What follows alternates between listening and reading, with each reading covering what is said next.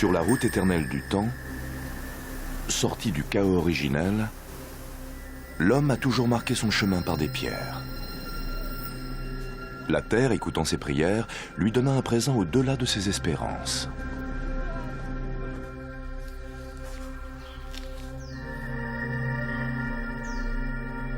Un cristal, si gros qu'il ne put que l'admirer. C'était un cristal géant et sa terre, le Brésil.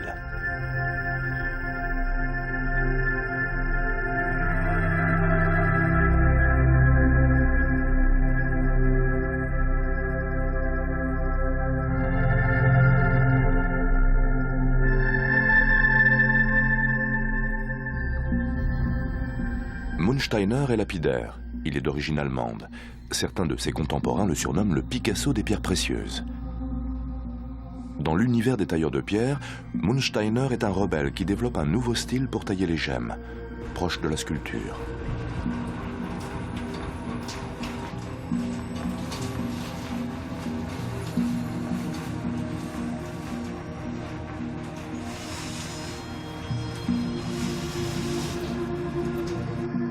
Les énormes cristaux lui permettent d'exprimer son art.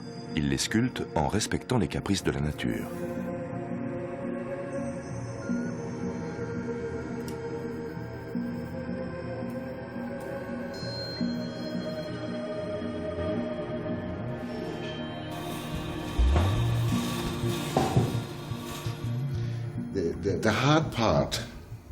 L'étape difficile, c'est d'adapter sa création à la cristallisation naturelle.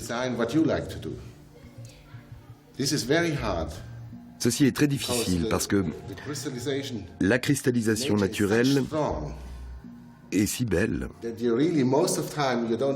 La plupart du temps, on n'a pas vraiment envie d'y toucher. Mais celle-ci ne suffit pas.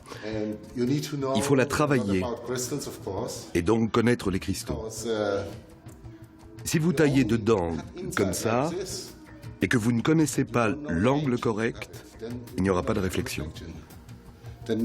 Alors vous ne la verrez pas.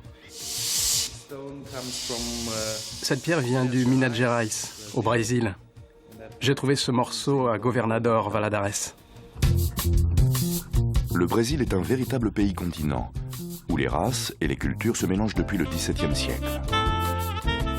La région du Sud-Est représente à peine plus de 10% du territoire et héberge près de la moitié des Brésiliens. Économiquement riche, grâce à ses grandes villes comme Sao Paulo, Rio, Belo Horizonte, le Sud-Est a d'énormes ressources naturelles. C'est un des plus gros producteurs de gemmes et de cristaux du monde.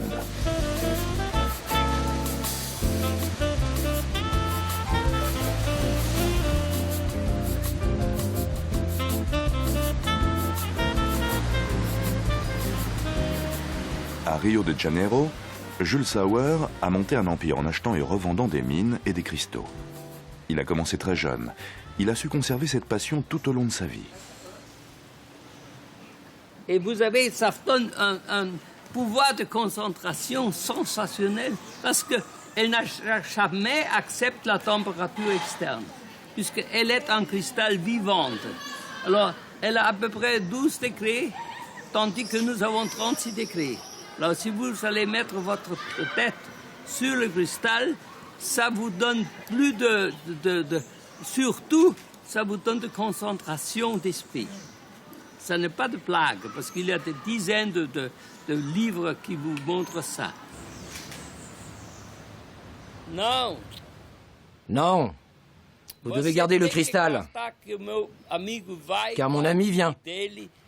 Il s'appelle Patrick. Bon, ce cristal est transparent, non? Bien. Bah, alors, avec une torche, la lumière passe d'un côté à l'autre, donc il est translucide. À une centaine de kilomètres de Belo Horizonte, dans la région d'Ouro Preto, se trouve une mine de topaz impérial. C'est une gemme très rare, dont la couleur varie du jaune au rose.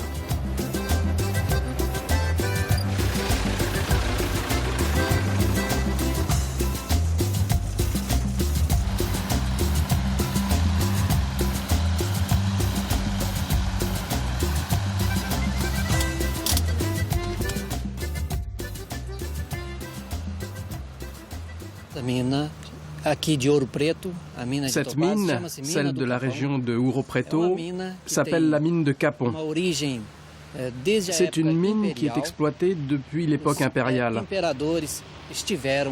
Les empereurs sont venus ici car c'est une route de passage pour les empereurs qui sortaient de Rio de Janeiro pour venir à Ouro Preto. Dans notre mine, la production n'est pas grande. On arrive à une production totale de 35 à 40 kilos de topaz par mois. Et de ces 35 à 40 kilos, nous allons avoir 600 grammes qui peuvent être taillés, ce qui va donner environ 3000 carats taillés.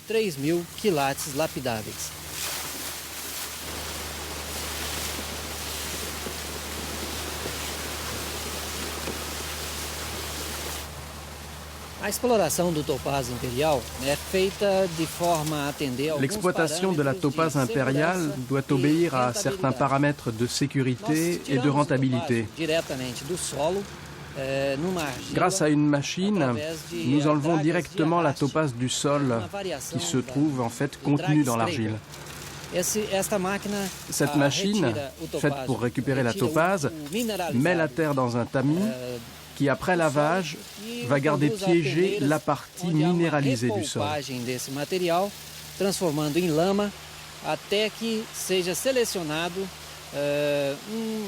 Cette partie représente environ 1% de la quantité d'origine et c'est là que se trouve la topaze.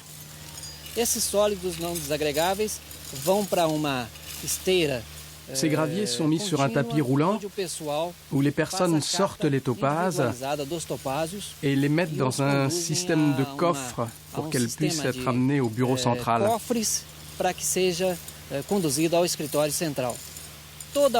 Toute l'opération est surveillée par des caméras pour une sécurité maximale.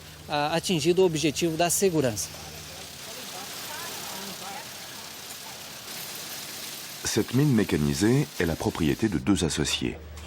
Dans toutes les mines, le vol de pierre est extrêmement redouté. En effet, quelques pierres de très bonne qualité représentent la majeure partie des bénéfices de l'exploitation. Ici, la surveillance est très sophistiquée pour éviter la subtilisation de ces gemmes. Chaque mouvement est filmé et enregistré. Les consignes sont très strictes et respectées.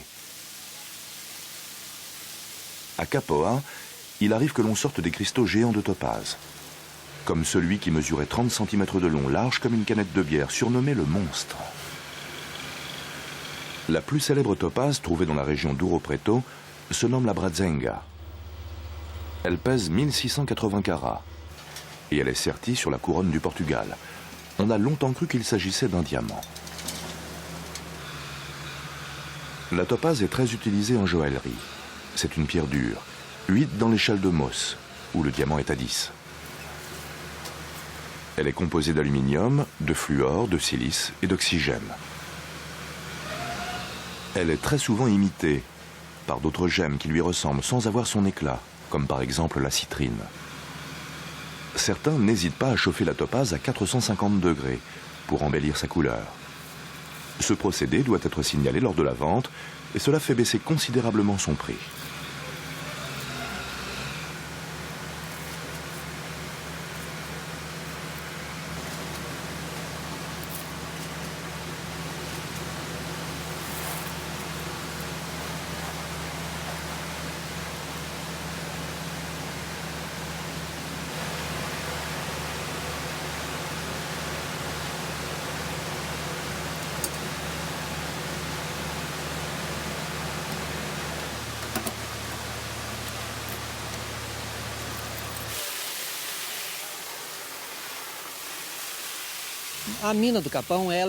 La mine de Capon est une mine privilégiée pour la couleur des topazes que l'on y trouve.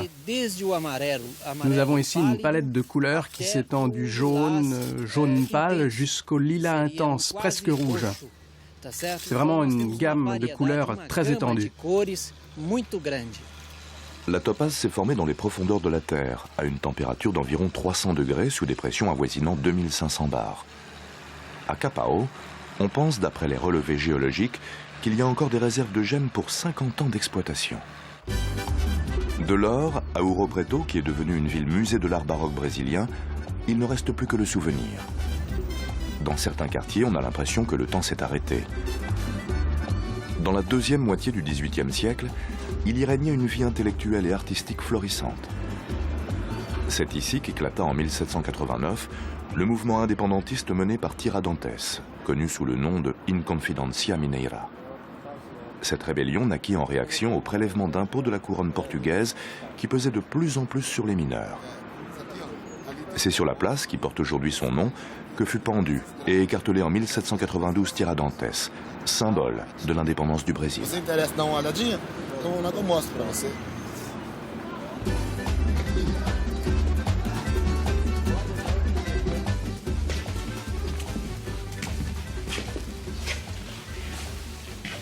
C'est pas beau.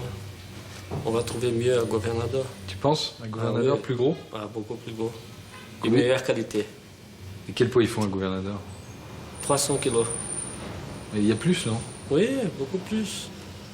Sur la route des cristaux géants et des gemmes du Brésil, les marchands d'Ouro Preto ne présentent que peu d'intérêt.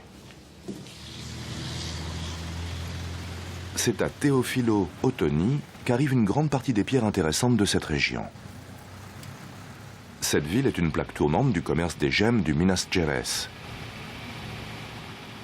Les garimperos viennent vendre sur la place centrale du village des pierres qu'ils ont trouvées et parfois taillées. Les plus gros marchands brésiliens de renommée internationale ont un bureau dans cette ville. C'est le cas de Eissa Melawar, qui avec son père négocie les gemmes les plus exceptionnelles de cette région.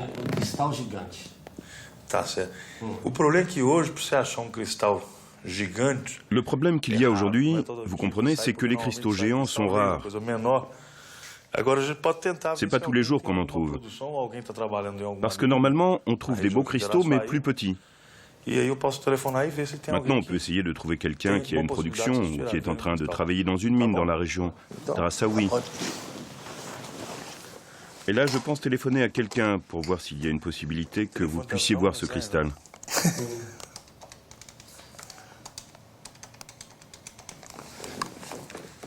Allô, Zé? Allô, José? Ça va, mon fils? Laisse-moi te poser une question. J'ai un groupe d'amis qui est là. Ils sont en train de chercher du quartz, les grandes pyramides.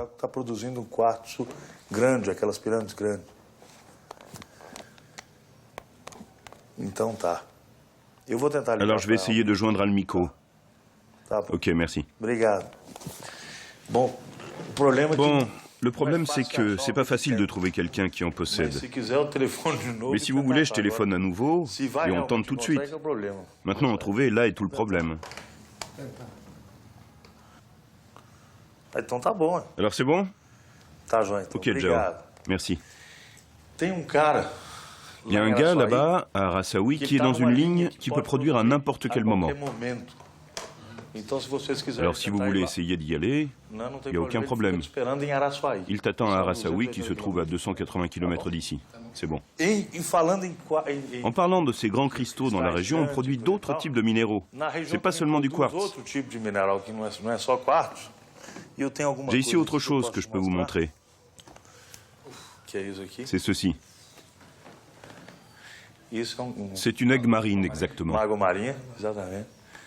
Elle fait 5,5 kg. 5 kg 320.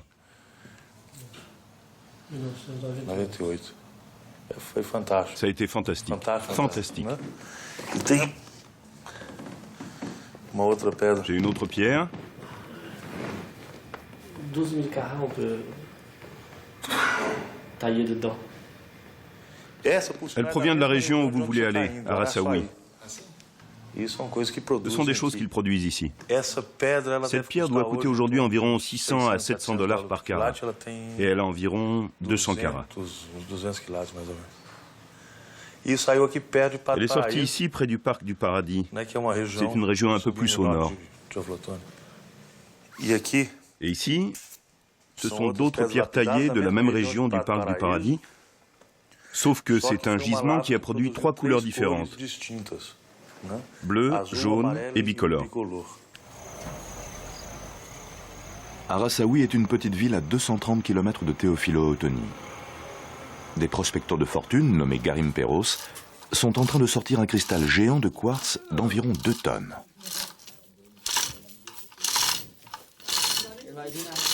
Parece que é bem transparente, viu? Boa terminação.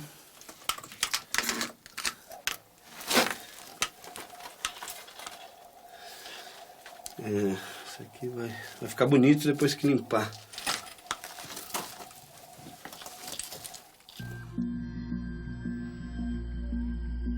Pour former un cristal géant de quartz, il a fallu que dans les entrailles de la Terre, un atome de silicium attire 2 atomes d'oxygène. Le germe du quartz est ainsi créé. Les molécules d'oxyde de silicium, SiO2, vont pouvoir s'attirer puis se positionner pour donner un cristal. La taille de celui-ci est d'autant plus grande que le milieu dans lequel il se forme est tranquille pendant une très longue période, l'échelle de temps géologique étant le million d'années. La vitesse de refroidissement doit être lente. L'apport de matière, oxyde de silicium, dans le milieu, doit être constant pour permettre aux cristaux de développer longuement leur face. Le sous-sol du Minas Gerais est l'un des plus riches de la planète en minéraux géants et pierres précieuses. Ici, la pierre n'est pas seulement précieuse pour sa valeur esthétique, elle a aussi un rôle stratégique. Des milliers de mineurs travaillent à l'exploitation du quartz très recherché pour ses propriétés piézoélectriques. Depuis la Seconde Guerre mondiale, 10 000 tonnes de quartz ont été exportées vers les États-Unis. 80 millions de plaquettes taillées dans ce minéral ont été utilisées à des fins militaires. Les mineurs sortent ce géant avec précaution malgré son poids, afin de ne pas abîmer les faces et les arêtes de son cristal.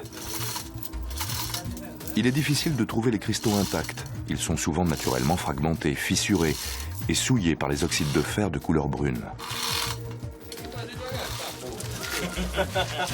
Les cristaux les plus gros ont été sensibles aux mouvements tectoniques subis pendant les quelques 500 millions d'années de leur existence. Ces mouvements ont laissé des traces très visibles dans les carrières, comme des failles. Les spécialistes estiment à 1 pour 1000 la proportion de cristaux géants possédant une forme nette, une cristallinité, une transparence, ainsi qu'une couleur caractéristique.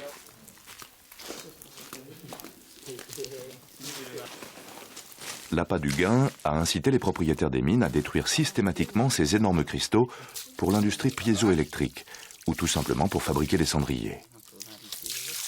Tous ces éléments font qu'aujourd'hui les cristaux géants sont devenus extrêmement rares.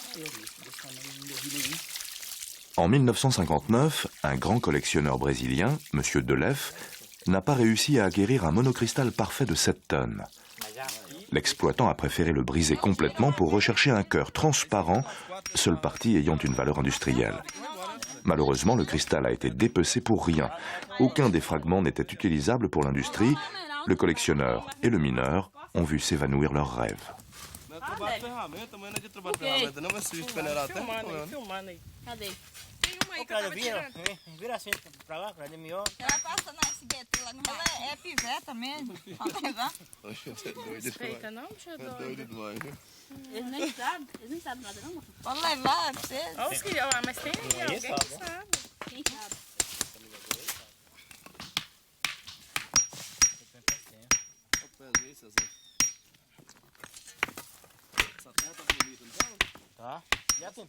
Les garimperos sont payés au pourcentage de ce qu'ils trouvent.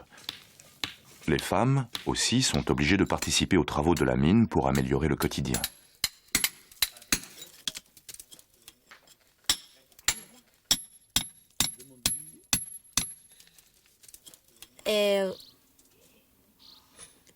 Moi, je travaille. Je casse la roche.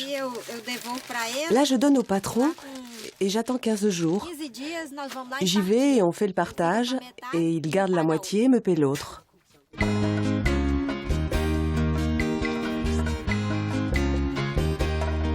Le salaire mensuel est très bas et n'est pas fixe. Mais les mineurs sont heureux de trouver ce travail dans cette région qui subit selon les années sécheresse ou inondation. Ils ont toujours l'espérance de trouver une pierre extraordinaire qui leur permettra d'avoir une vie meilleure.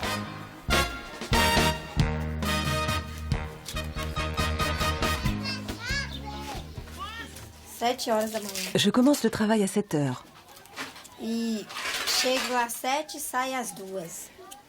J'arrive à 7 heures et je pars à 14 heures. J'arrive, je fais prendre le bain aux enfants, je fais un peu le ménage, je fais le déjeuner pour que le jour suivant, on retourne là-bas. Là-bas, on retire des pierres précieuses, des cristaux. J'espère qu'un jour, je trouverai un cristal de grande valeur pour me donner une meilleure vie, pour mes enfants, pour qu'ils n'aient pas une vie comme la mienne et comme celle de leur père, qui travaille trop dur.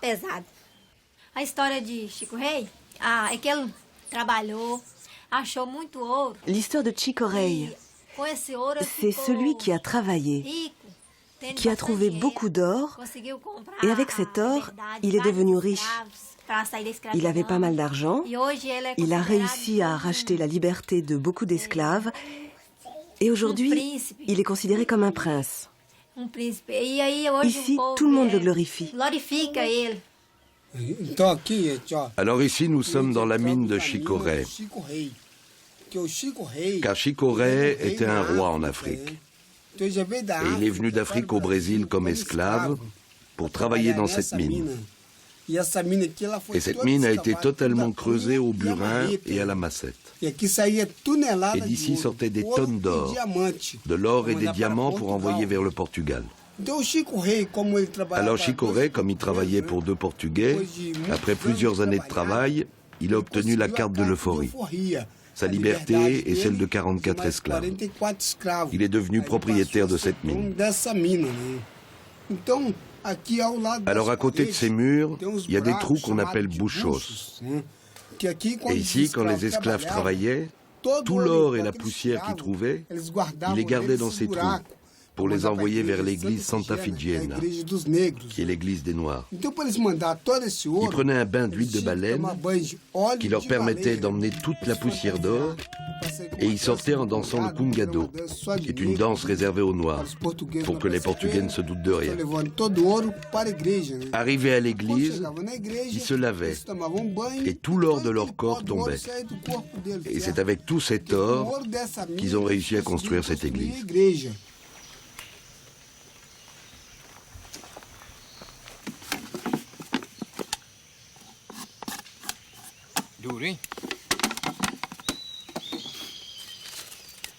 Les garimperos habitent dans des baraquements autour de la mine ou dans les villages environnants. Les conditions de vie y sont très rudes. Ici, il n'y a pas d'eau courante, pas d'électricité. Aucun médecin ne viendra leur porter secours s'ils ont un problème de santé ou un accident. Et c'est très souvent le cas avec la dynamite qu'ils utilisent. Elle est fabriquée de façon artisanale et les accidents sont nombreux.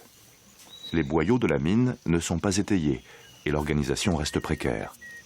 Ce moyen explosif est pourtant nécessaire pour atteindre les couches du sol où l'on trouve les cristaux géants.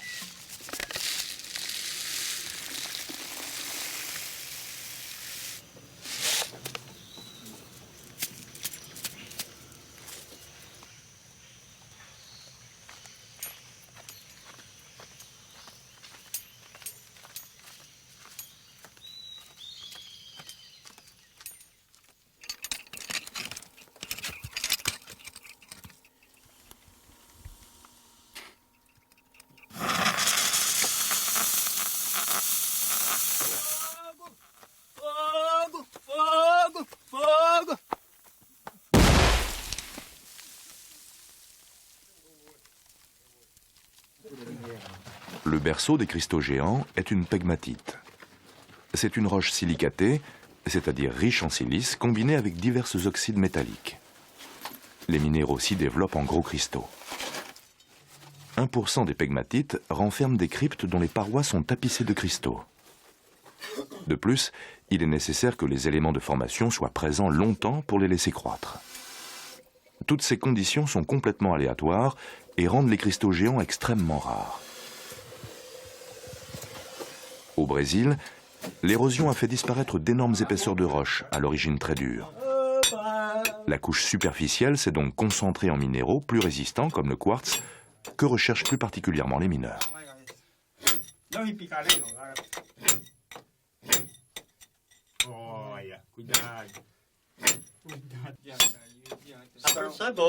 La production est bonne. Là, il va y avoir un filon. Il va y en avoir de très propres. Et un peu plus en arrière, il y a un autre filon à exploiter. Là, il va falloir creuser et l'extraire. Ça va être un peu long.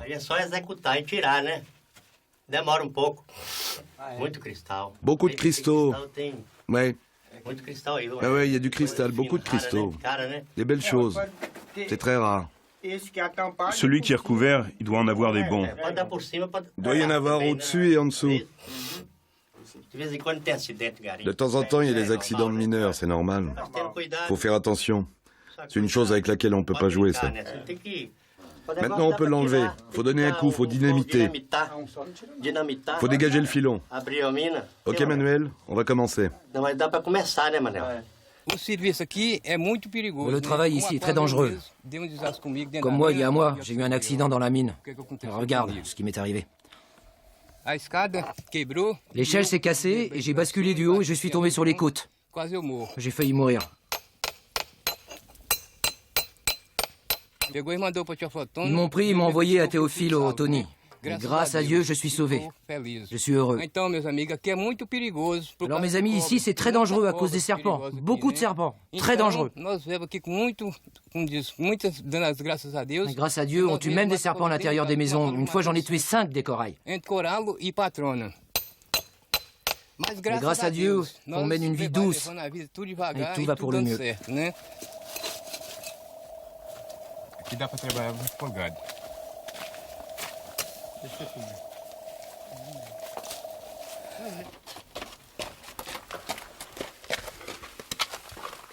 Dans ces mines, on s'éclaire avec des lampes à acétylène. C'est un vieux procédé.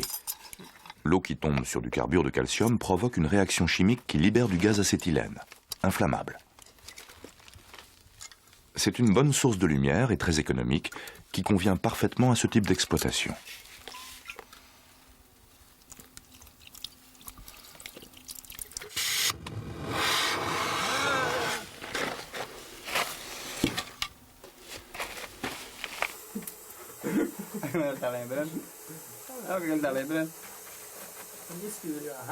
Sortir le cristal n'est pas chose facile. Il faut prendre des précautions pour ne pas l'abîmer, afin de lui conserver toute sa valeur. Les mineurs ont essayé de le dégager avec des marteaux et des burins, mais en vain, la roche est trop dure. Il faut donc avoir un nouveau recours à la dynamite.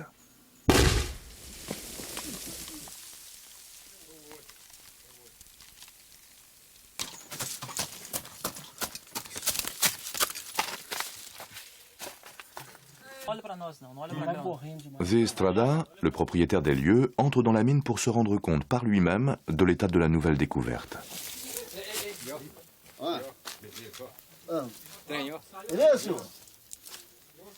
Il en parle à Antonio, son associé. Je vais sortir les pierres et je te vends 5 kilos. Je te remercie. Alors, tu me vends 5 kilos et moi je te vendrai 10 kilos quand j'en sortirai. D'accord ?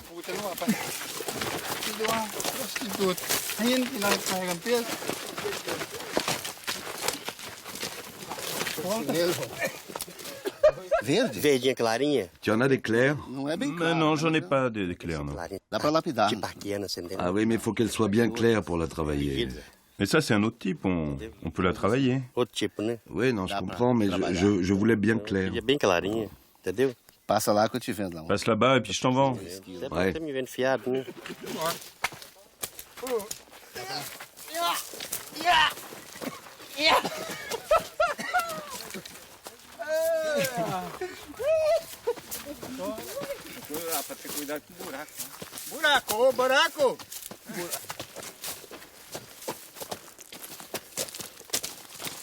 Lorsque le cristal n'est pas trop gros, les garimperos le sortent de la mine telle une bête sauvage, après la chasse. Sous le regard de Zé Estrada, il est chargé sur un véhicule. Son voyage commence. La première étape sera Araçaí.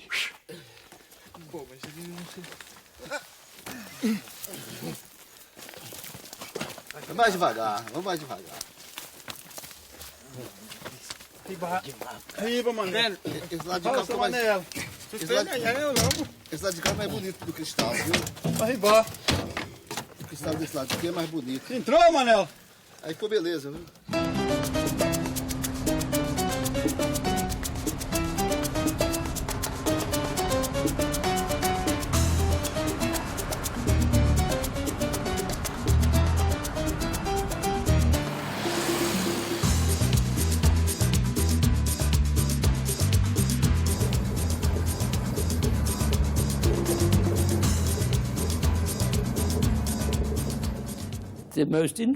La chose la plus intéressante sur ce quartz, c'est ce deuxième cristal qui est né dans la pierre. Il y a aussi des muscovites qui sont en fait une variété de mica. Et ça le rend encore plus rare.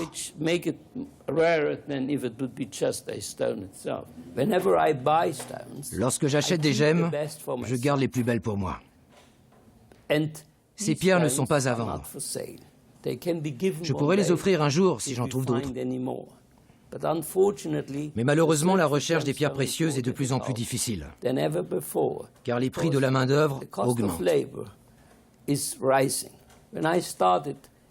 Lorsque j'ai démarré en 1938, on voyait très peu de gemmes, car personne ne les aimait. On ne s'y intéressait pas. Avec un peu de curiosité et un coup de main, le Brésil devient le paradis des pierres précieuses.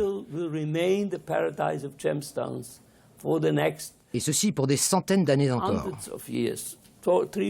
300, 400 ans. Parce qu'on ne moissonne qu'une fois. Mais je sais personnellement que toutes les belles pierres n'ont pas été trouvées. J'espère que mes arrière-petits-enfants continueront de chercher les gemmes.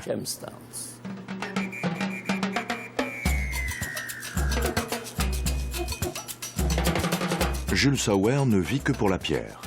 À Rio de Janeiro, où se trouve le siège de sa société qui commercialise des bijoux et des gemmes, il a constitué un véritable musée de cristaux plus gros et plus beaux les uns que les autres. Il a collecté un énorme cristal d'aigue marine de 70 kilos, une topaze bleue du même poids et de nombreux cristaux de roche d'une pureté remarquable, dépassant tous 100 kilos.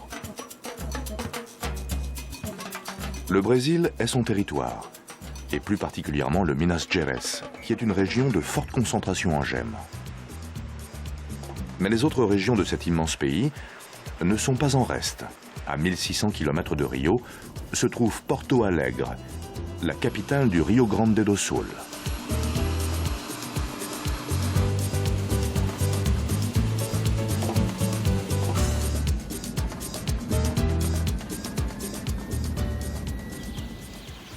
En remontant en voiture à 500 km au nord-ouest de cette ville, se trouve Ametista, une petite bourgade.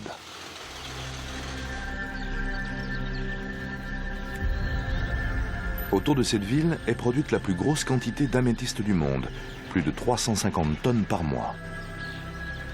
L'améthyste est un quartz violet très utilisé en joaillerie. Les célèbres bagues d'évêques en sont parées.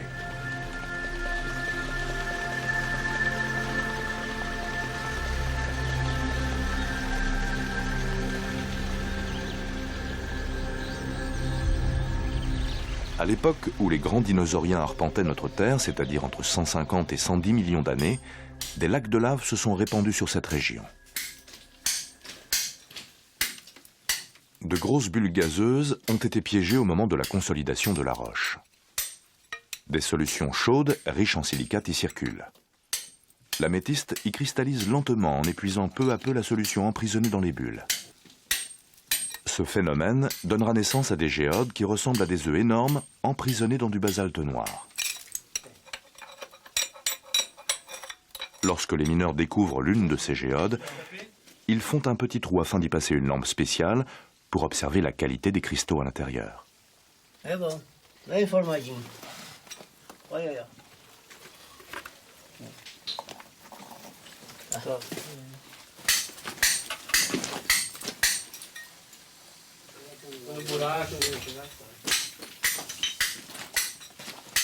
Gilberto Bortolucci est l'un des plus gros marchands d'améthystes du Brésil. Il exporte dans le monde entier. Il achète ses géodes, bien entendu encore fermées, directement dans la mine.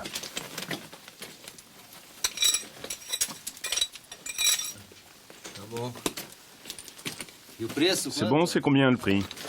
5-6 réals le kilo à peu près, dans cette couleur. Et quand est-ce qu'il sort? Aujourd'hui, c'est trop tard. Et demain, on peut venir pour négocier? Ah oui, oui, vous pouvez venir pour négocier.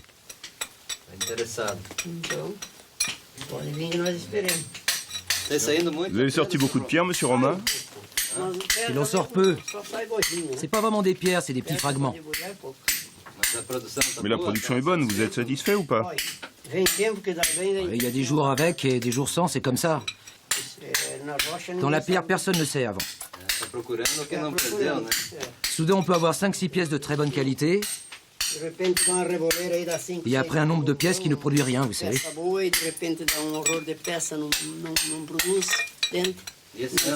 Et cette année, il y a eu beaucoup de marchandises qui est sorti déjà? Oui, il en sort. Il en sort toujours un peu. Il y en a toujours un peu. Vous avez eu beaucoup d'acheteurs? Oh, ici, il y en a beaucoup. Je voudrais acheter. Vous voulez acheter et payer? Celui qui arrive au bon prix, il l'emmène.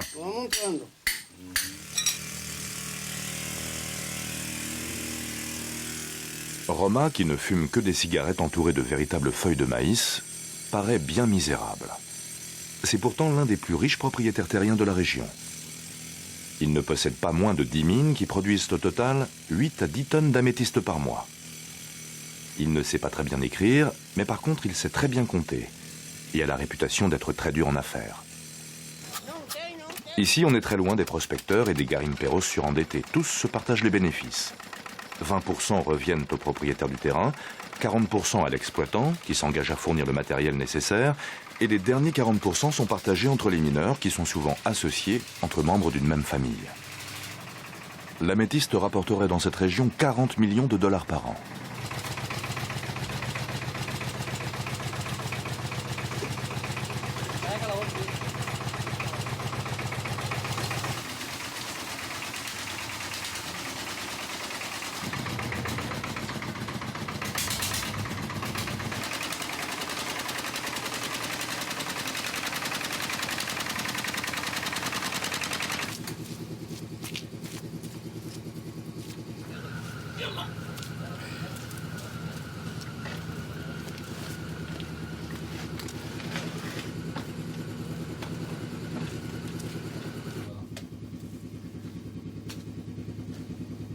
Roma, dans une grande effluve de cachaça, aime se rassurer en parlant des pouvoirs de la pierre qui l'a rendu riche.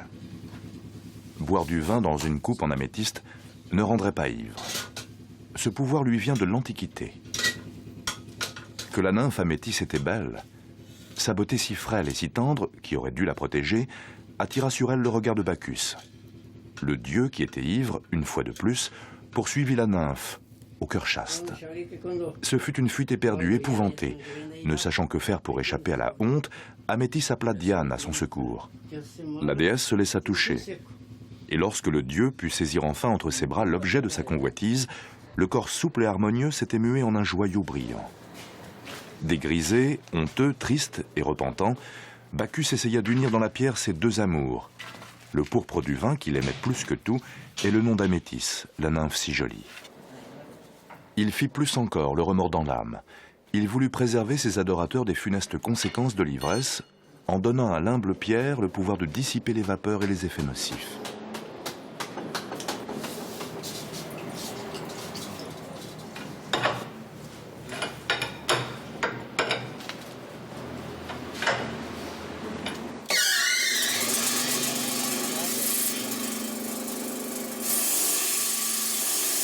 Les géodes, encore intactes, sont apportés dans l'usine de Gilberto. Il les coupe grâce à d'énormes scies à diamants.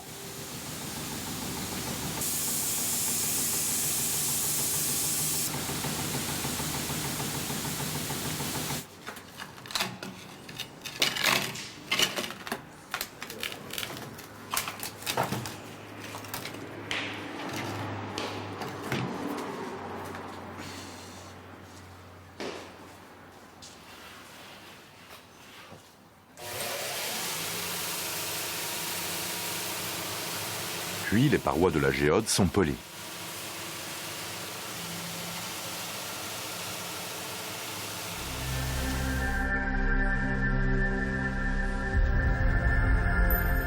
Des centaines de géodes sont entreposées dans son stock, prêtes à partir à l'exportation dans tous les pays du monde.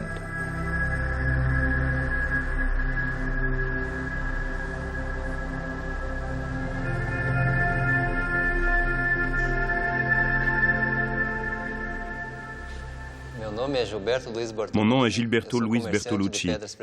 Je suis commerçant de pierres précieuses comme améthyste, agate, aigue marine, citrine.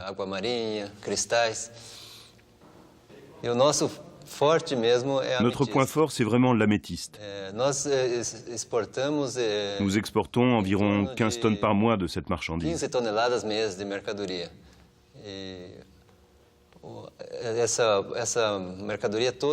Toute cette marchandise provient de la région d'Ametista, où se trouvent les plus grandes mines du monde de ce type de pierre. Il existe des pierres de toutes les tailles et de toutes les formes, qui vont de 3, 4 kilos à 2, 3, voire 4 tonnes. Nous avons déjà vendu des pièces de plus de 2 tonnes qui sont aujourd'hui dans des musées d'Europe, aux États-Unis. La plus grande pièce a été une pièce de 2 tonnes, qui est partie en Italie. Mais d'autres clients ont déjà trouvé des pièces plus importantes. Pas par mes soins, mais il en existe. C'est plus difficile, plus rare de sortir des pièces plus grandes.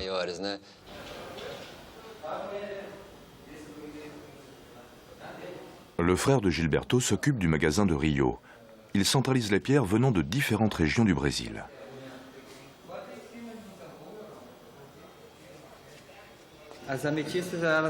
Les améthystes proviennent de la région du Rio Grande del Sul, de la région d'Iraí qui se situe au nord-ouest de la rivière Rio Grande, près de l'Argentine. Les géodes ont des tailles variées. Il existe des petites géodes de cette taille qui sont totalement fermées et il existe des géodes dans lesquelles une personne peut entrer de 2 mètres, 2 mètres et demi. Elles font 500, 600, 800 kilos, 1000 kilos, mais ces grandes géodes sont rares. La plupart ont une taille moyenne. Os geodos de ametista, segundo os estudos, eles são formados na era. Les géodes d'améthyste se seraient formées à l'ère tertiaire. Então são milhões de anos. Donc il a fallu des millions d'années pour que cela devienne une géode qui se cristallise, pour devenir cette merveille qu'elle est aujourd'hui. Essas pedras, elas são exportadas. Bon, ces pierres sont exportées. Nous travaillons depuis plusieurs années avec l'étranger. Donc nous les envoyons dans tous les pays du monde.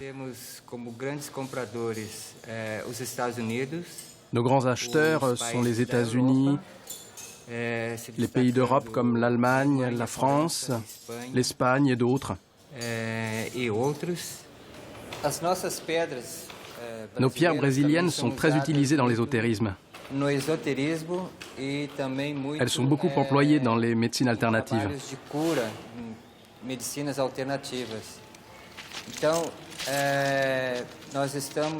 Nous développons depuis quelques années ce nouveau marché ici au Brésil. C'est une vraie mode qui a surgi il y a longtemps. Mercado aqui no Brasil que é uma moda que já surgiu há muito tempo. Actuellement, ça se développe d'une manière importante au Brésil. On a beaucoup de clients qui achètent ces pierres pour leurs pratiques ésotériques. Certains les utilisent pour soigner des malades. D'autres pièces sont utilisées dans des rituels magiques. Ici, on les utilise énormément dans les rites ésotériques et en médecine alternative.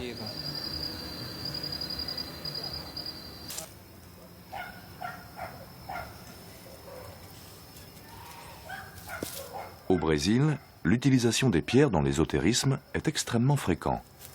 Dans le cas présent, le positionnement de gemmes sur les chakras est emprunté aux médecines asiatiques et est censé soigner le corps et l'esprit du patient. La relation entre l'homme et les éléments naturels a une grande importance.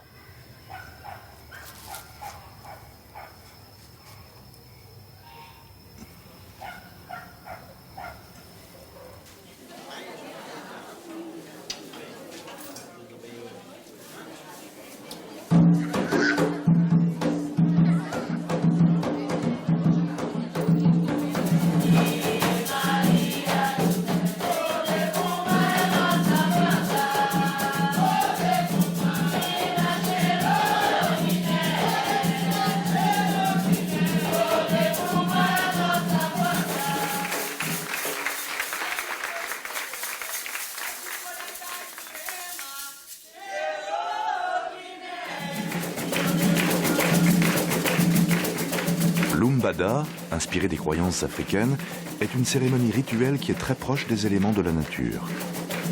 D'après ses adeptes, qui sont nombreux au Brésil, les cristaux serviraient pour l'attraction de l'énergie spirituelle et posséderaient un grand savoir de tout ce qui a été vécu dans le passé. Ils transmettraient ces pouvoirs aux hommes durant ces rituels.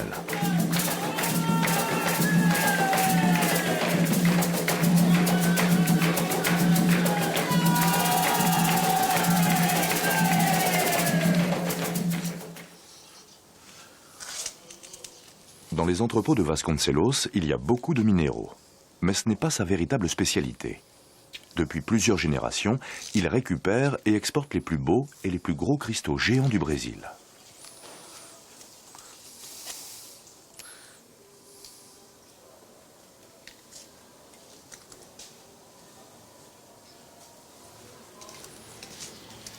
Cette pierre est plus grande et de meilleure qualité que celle-là, parce qu'elle est plus transparente. On peut voir à travers à 80%. Et celle-ci n'est transparente qu'à 60%. Je pense qu'elle va aller en Chine. Il y a beaucoup de fabricants là-bas. C'est dommage, parce que c'est une pièce pour un musée. Je ne veux pas le vendre à des tailleurs.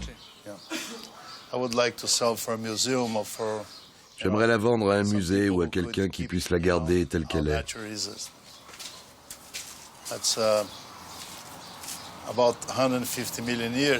Elle a 150 millions d'années. Ah, les tailleurs vont faire du bon boulot, mais ils vont détruire son aspect naturel. Ce morceau pèse 4280 kilos. C'est le plus grand et le plus parfait que nous avons trouvé.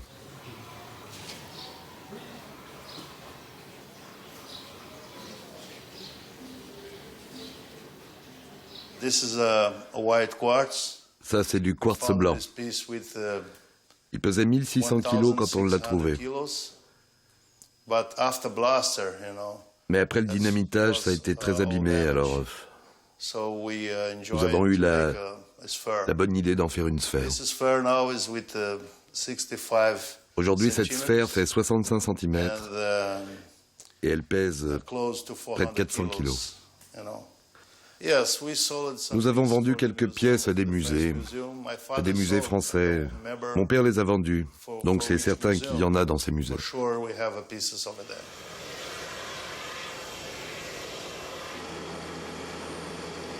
Les cristaux géants, sauvés de l'industrie et de l'artisanat, vont franchir les océans.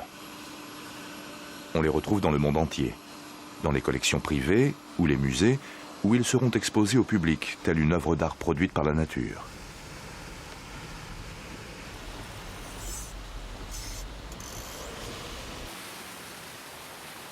En mars 1983, s'ouvre une exposition de cristaux géants au Muséum d'histoire naturelle de Paris. Il a fallu 8 ans de négociations et de préparation avant que les 80 meilleures pièces de la collection Delef n'arrivent à Paris. Ilia Delef les a sélectionnées pendant 25 ans sur des milliers et des milliers de pièces examinées. Le succès auprès du public a été immédiat.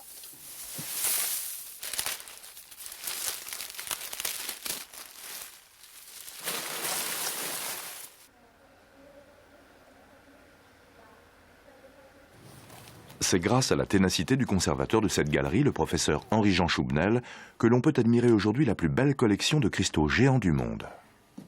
On trouve des cristaux géants dans les pegmatites du Brésil et dans un certain nombre d'autres pegmatites d'autres pays. On a principalement des quartz, des feldspaths, également des béryls et des cristaux de topaze. Le plus grand cristal signalé dans l'histoire de l'humanité a été un béryl de 300 tonnes exploité à Madagascar. Une mine entière dans un cristal de béryl. Pour former un groupe de cristaux de 3 tonnes comme ceci, il faut compter plusieurs siècles.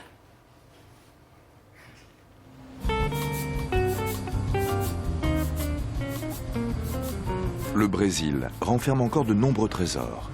Reste à les découvrir. Au Minas Gerais, les vieux garimperos racontent qu'au bout d'une route sans fin, à l'endroit où le soleil se couche, se trouve une montagne qui protège le plus beau et le plus gros cristal du monde.